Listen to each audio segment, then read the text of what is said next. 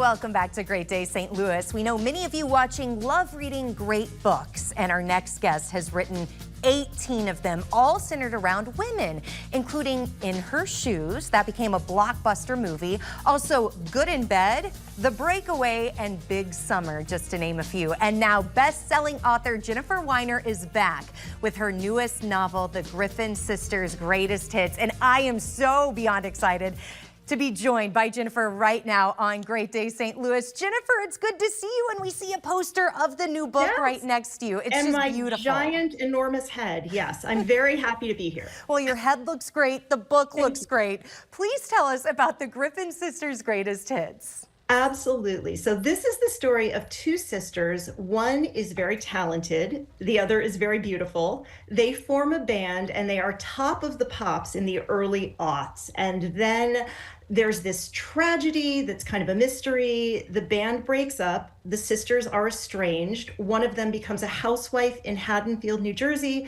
The other is basically off the grid in Alaska. 20 years go by, and then one of the sisters has a daughter who also wants to be a pop star, and she auditions for kind of an American Idol-y show and goes and tries to find the aunt that she's never met in Alaska, and finally solve the mystery of what happened to the Griffin sisters all those years ago. Of course, you keep saying sisters, sisters, sisters, and in so many of the books you've already written, they are about sisters and bringing up the American Idol. You also talk a lot about pop culture. Why do you and what do you hope readers take away from this newest book about modern day women? So I wanted to set it in the early aughts because I'm really interested in the way women were treated back then. Celebrity women, the Britney Spears of it all, the Paris Hilton, the Jessica Simpson. If you remember the kerfuffle about the mom jeans that she wore and the world like losing its mind because she'd gained a little weight since her Daisy Duke days.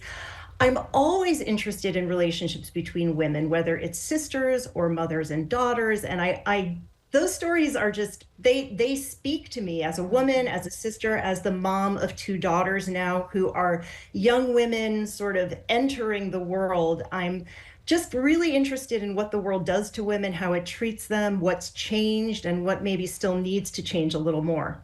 Oh, Jennifer, you are speaking to the perfect audience right here. And what's even more exciting, to celebrate your new book coming out, you are coming to St. Louis next week, April 10th.